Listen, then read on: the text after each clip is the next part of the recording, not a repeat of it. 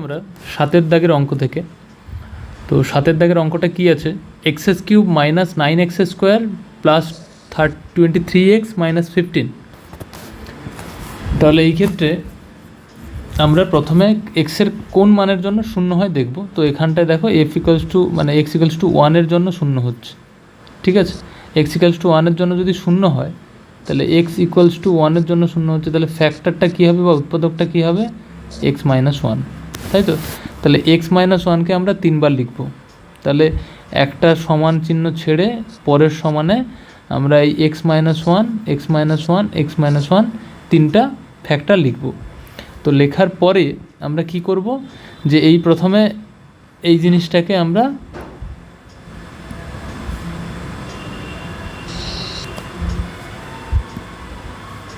এই যে x cube minus 9x square plus 23x minus 15 এইটাকে অ্যাডজাস্ট করব। তাহলে দেখো এক্স মাইনাস 1 আছে, তাহলে এখানে কত দিয়ে গুণ করতে হবে, এক্স স্কোয়ার দিয়ে গুণ করতে হবে। এক্স স্কোয়ার দিয়ে গুণ করলে এটা কত হবে, এক্স কিউব হলো মাইনাস এক্স স্কোয়ার। ক্লিয়ার? এবারে এখানে মাইনাস 9x স্কোয়ার ছিল, উপরে মাইনাস 9x স্কোয়ার ছিল, মাইনাস 9x স্কোয়ার ছিল, তাই আমরা তাহলে আরও মাইনাস 8x স্কোয়ার দিতে হবে। তাহলে মাইনাস 8x স্কোয়ার দিলে নিচ থেকে যখন আমরা অ্যাডজাস্ট করবো তাহলে মাইনাস 8x দিয়ে গুণ করব। তাহলে মাইনাস 8x দিয়ে গুণ করলে কত আসবে না, মাইনাস 8x স্কোয়ার সঙ্গে আর একটা কী দেবে, প্লাস 8x দেবে, ঠিক আছে। ওকে, তাহলে দেখো প্লাস 8x আমাদের অ্যাকচুয়ালি ছিল কত, প্লাস 23x, তাই তো। তাহলে প্লাস 23x, তাহলে 8x দিয়েছি, তাহলে আরও কত লাগবে, প্লাস 15x লাগবে, প্লাস 15x লাগবে।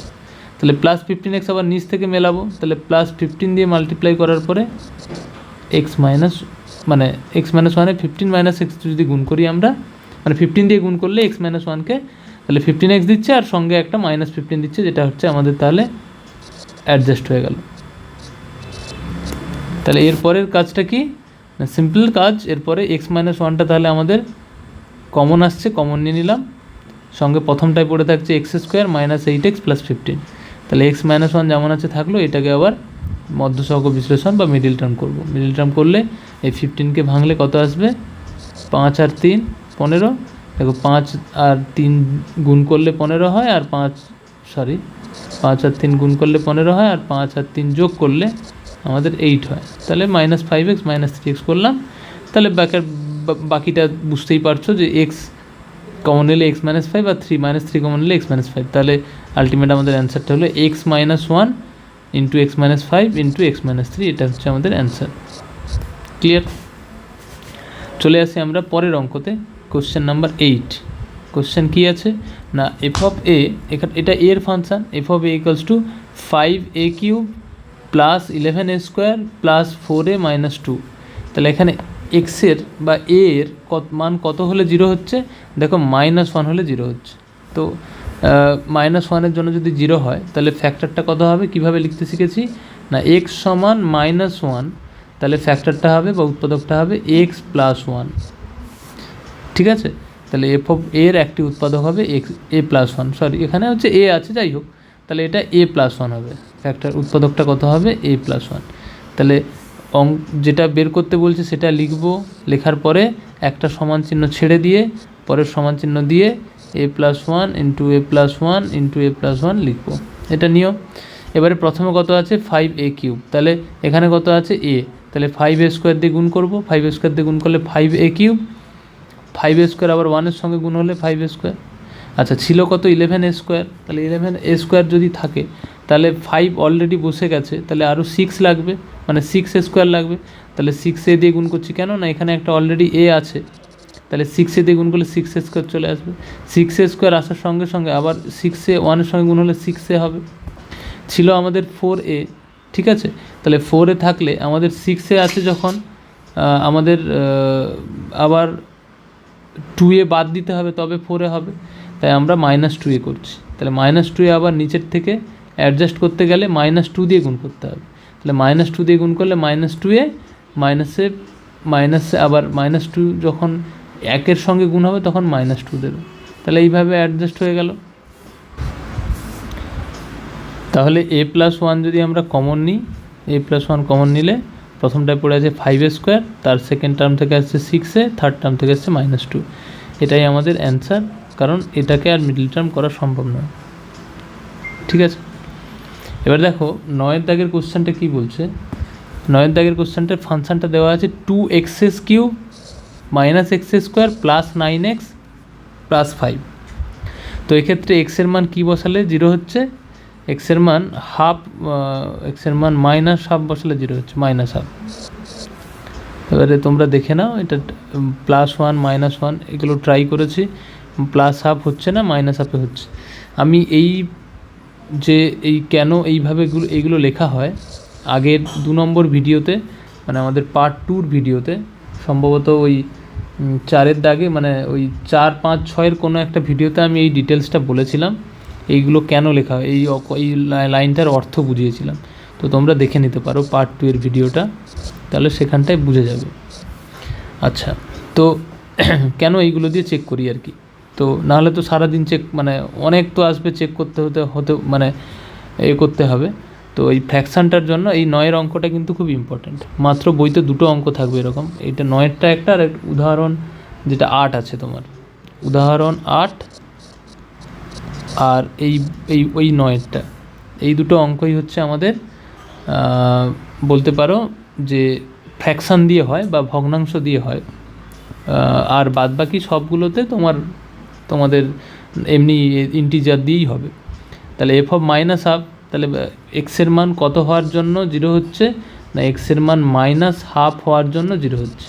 এই ফ্যাক্টরটা কীভাবে লিখবে আমি বলে দিই তোমাদের, ভালো করে শুনবে না। এক্সের মান যদি -½ জন্য 0 হয়, তাহলে তোমরা কোনাকুনি গুণ করে নাও, তাহলে 2x সমান কত হবে, -1, বা ইমপ্লাই করে কি না 2x -1টাকে এদিকে নিয়ে চলে আসবো, +1 সমান 0। আমি কি বলেছিলাম, এই জিনিসটাকেই হচ্ছে ফ্যাক্টর বলবো। ঠিক আছে, তাহলে 2x + 1 হবে একটি উৎপাদক। দেখো লিখেছি f(x)-এর একটি উৎপাদক হবে 2x + 1। কী করে হলো বোঝাতে পারলাম আশা করি, এটা কি করে হলো। ঠিক আছে, তাহলে 2x + হচ্ছে আমাদের একটি উৎপাদক। ক্লিয়ার হলো? ওকে, তাহলে এখন আমরা কি করব, অঙ্কটা তুলে নিয়েছি 2x³ -x² + 9x + 5। সেই অঙ্কটাতে আমরা কি করব, একটা সমান চিহ্ন দিয়ে ছেড়ে আর একটা সমান চিহ্ন লিখব।